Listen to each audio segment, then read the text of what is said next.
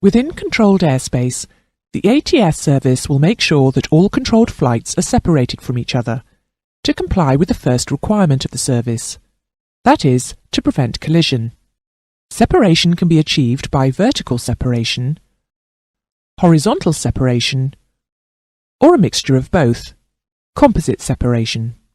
Such separation is applied as a defined standard and is known as separation minima.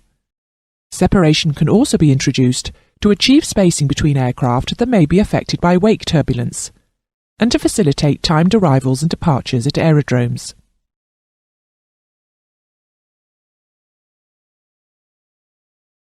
Separation is applied between all flights in Class A and B airspaces, between IFR flights in Class C, D and E airspaces, between IFR flights and VFR flights in Class C airspace, between IFR flights and special VFR flights, between special VFR flights when so prescribed by the appropriate ATS authority.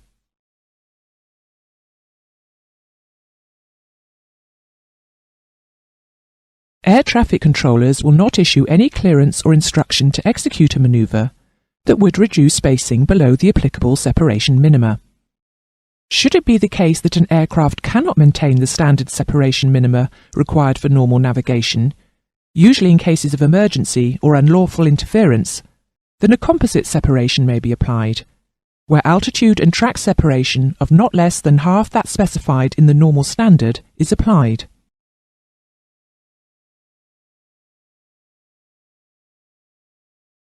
Essential air traffic is defined as that controlled traffic to which separation is applicable, but in relation to other controlled flights is not or will not be separated by the required minimum. Essential traffic information is passed to all control flights when they constitute essential traffic to each other. Vertical separation is achieved by requiring aircraft, using the same altimeter settings, to fly at different levels, expressed in terms of flight levels or altitudes, dependent upon magnetic track.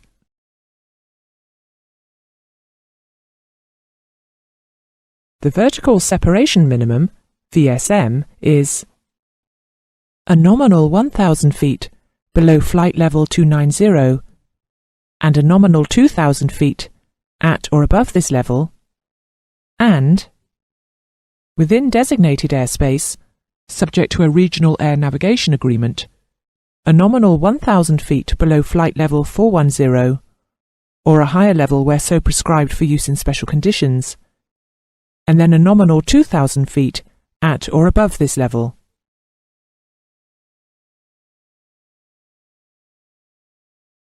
Horizontal separation relates to the distance between aircraft in the horizontal plane.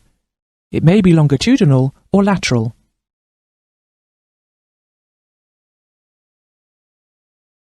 Lateral separation shall be applied so that the distance between those portions of the intended routes for which the aircraft are to be laterally separated is never less than an established distance that will account for navigational differences and a buffer zone. The buffer zone is determined by the authority and is applied to all methods of separation.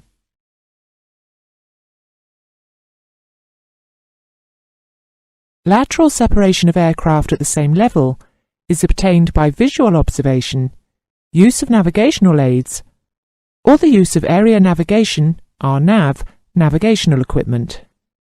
The means by which lateral separation may be achieved include geographical separation, which is separation achieved by aircraft positively identifying geographic ground features to ensure they remain separated, track separation, which is separation achieved between aircraft using the same navigation aid or method, flying divergent track for a distance of 15 nautical miles on differing angles from differing types of navigational beacons, VOR track divergence of 15 degrees, NDB track divergence of 30 degrees, and dead reckoning, DR, fixed track divergence, 45 degrees.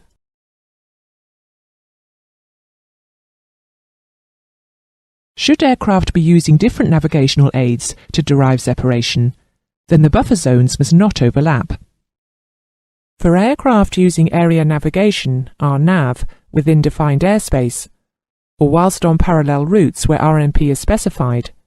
The lateral separation between aircraft flying using RNAV may be obtained by requiring those aircraft to fly the centre lines of the parallel tracks or ATS routes, spaced at a distance that ensures the protected airspace does not overlap.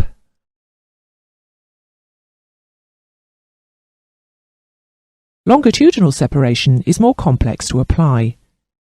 In procedural air traffic control, not radar control, the position of the aircraft is accepted as the position that the pilot reports. This is obviously as accurate as the pilot and the navigational equipment he is using is able to be. Positions are usually reported as geographic positions, supported by navigational aids or specified radio navigational fixes. Clearly, separation standards are assumed to be imposed during IMC flight. When applying procedural separation, all possible errors must be allowed for, and then a safety buffer applied. Longitudinal separation is applied in terms of time or distance. Longitudinal separation is applied so that the spacing between the estimated positions of the aircraft being separated is never less than a prescribed minimum. 3 conditions of longitudinal separation situations exist. The same track case applies when the tracks of 2 aircraft that require separation converge or diverge by an angular difference of less than 45 degrees or more than 315 degrees, and whose protection areas overlap.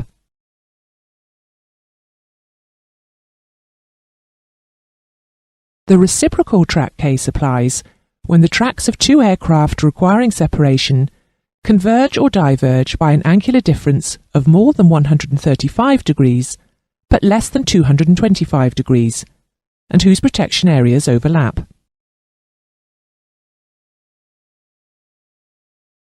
Crossing tracks are defined as tracks which intersect at angles other than those we have mentioned previously.